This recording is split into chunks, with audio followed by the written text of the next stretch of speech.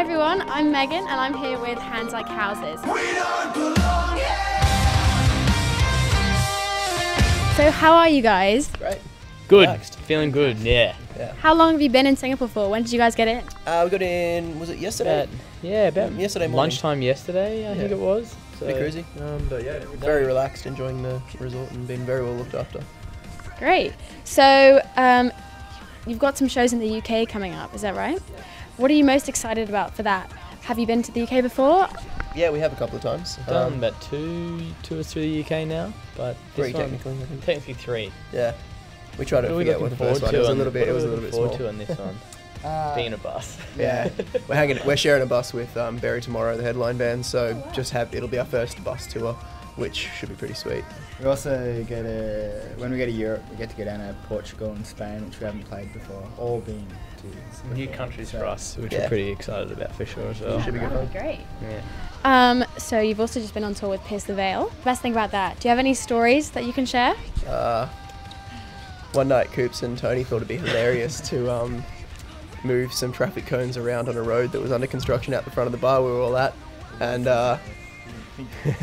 Diverted a car down into a car drove into a ditch that was about this deep. So once it was in there, it wasn't coming out. These guys ran there. It was an accident, but it was a bit funny. It was made funny because the driver was extremely angry like the entire time. But I mean, understandable.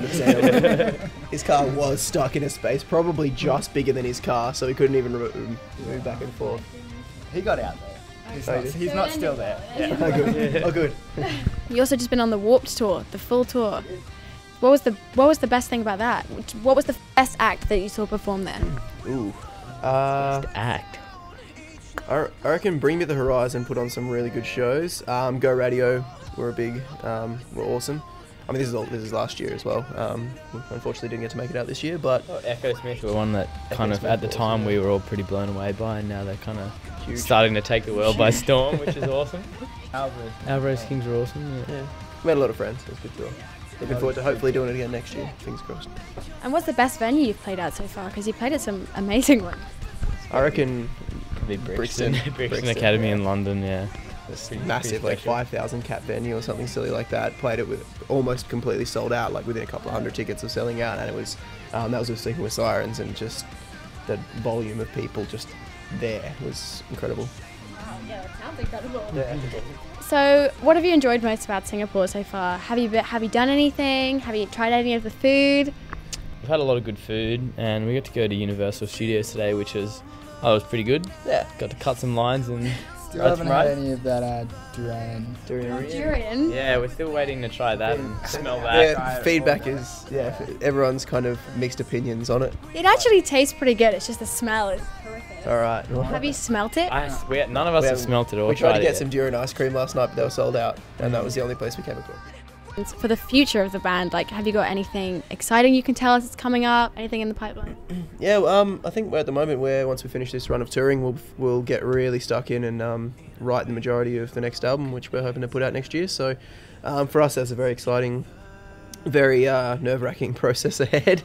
A lot of pressure and expectation, but we are really excited about getting involved and enjoying the process, because for us as musicians, I think the best part about being in the band, like, we get to go some awesome places, but it really comes down to just being able to just make songs that we're really proud of and we love playing. And so I think just giving ourselves enough time and space to create an album that we're really proud of is pretty exciting, and looking forward to that and having a tiny bit of time off and then back onto the road for pretty much the first half of next year. So Wow, intense.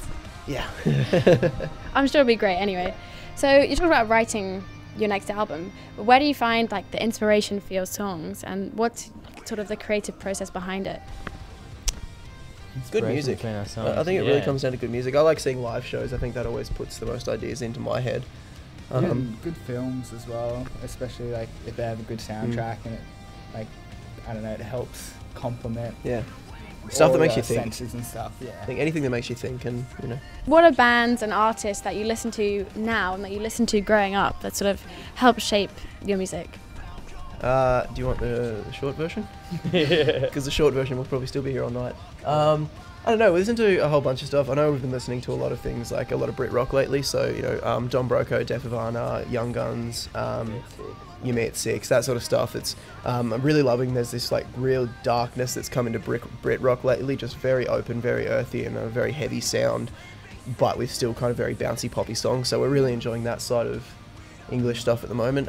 But I mean, beyond that, a good band's a good band. Like we went to a pub the other night and watched a cover band play some songs, just a whole bunch of blues and classics, and that was just really nice to kind of get some influence from there. And I don't know, I think it really is you just take, good music is good music. It doesn't matter what genre, it doesn't matter what field, it's just a good song is awesome. And I think that's a big influence on us. It's just like, how can we be influenced by just a great song, and it's going to come out sounding like what we sound like, because we're 6 people that have a very distinct kind of taste and style. So I think the way it comes together is very much just a big conglomeration of influences.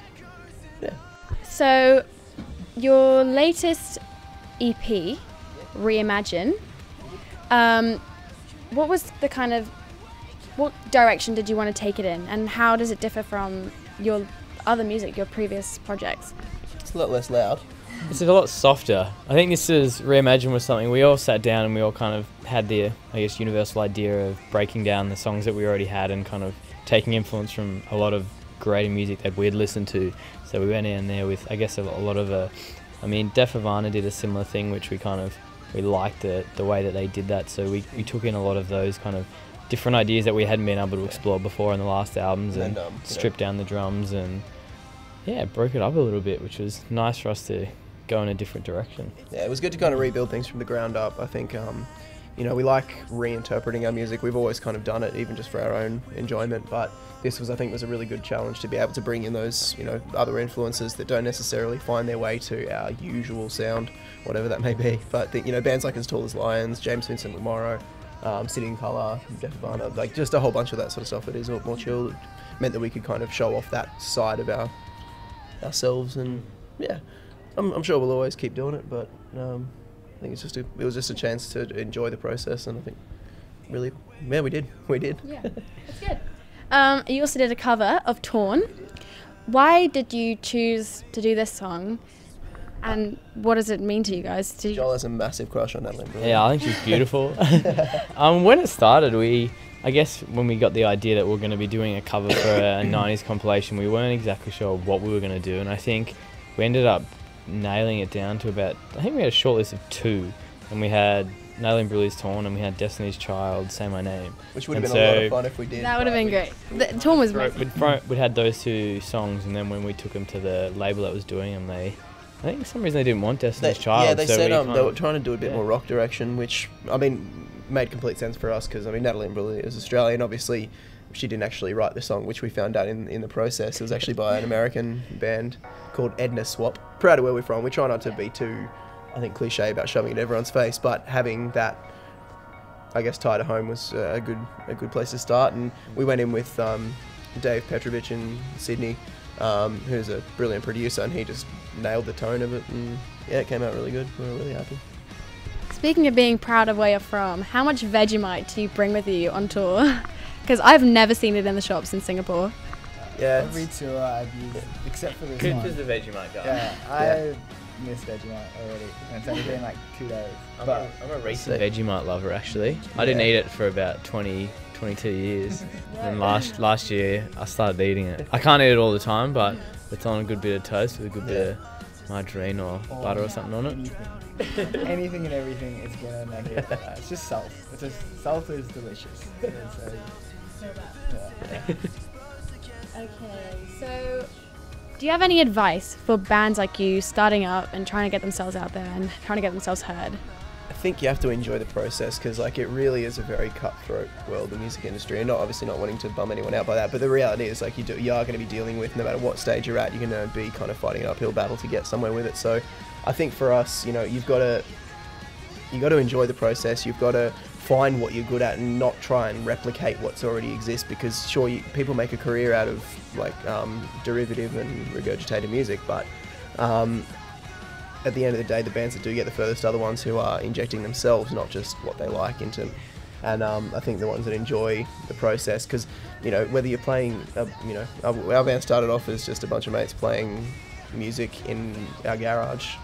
It really was that, and I don't think we never we ever really expected to go as far as we have, and I think that was a big blessing for us, because every step that's come, it's never felt like we've fallen short of anything. It's always just been like, oh cool, one opportunity after the next, but if it wrapped up tomorrow, then I think we're still all stoked that we've enjoyed the ride and been some really cool places, done some great things, and sky's the limit, but that does, still keep your feet on the ground, and I think that makes it a whole lot easier. Great. Yeah. So you're about to go on stage for the Shut Up and Listen Festival. So do you have any rituals or lucky things that you like to do before you go on stage, or is it just to chill out? We've got a playlist of songs that gets played in the lead up to when What's on there? What is on there at the moment? Bit of everything. What have we got? We start with I think it's like with Flume, doesn't it? Flume. It usually starts pretty mellow and then kind of starts picking up. I think there's some Snyder Snyder Live, Live, some Don Broco, Def Havana, I think. We finish the last song before we go on is One Step Closer by Linkin Park, and we always just kind of at the end we're like da da da da break. And that's always good, a little psych up. And then we've got a little track in our ears. A mate of ours in Australia recorded this little set intro for us, and we did it like a couple of years ago, but we just snuck it back in for this tour, and it's a good friend, and he's a bit of a character, and he just... It's always good hearing his voice. It's just a little bit of a psych up. He's just like, all right boys, happy. just let me get you in for a second. I'm going to crack a beer. Here's to you boys, the vibe is good.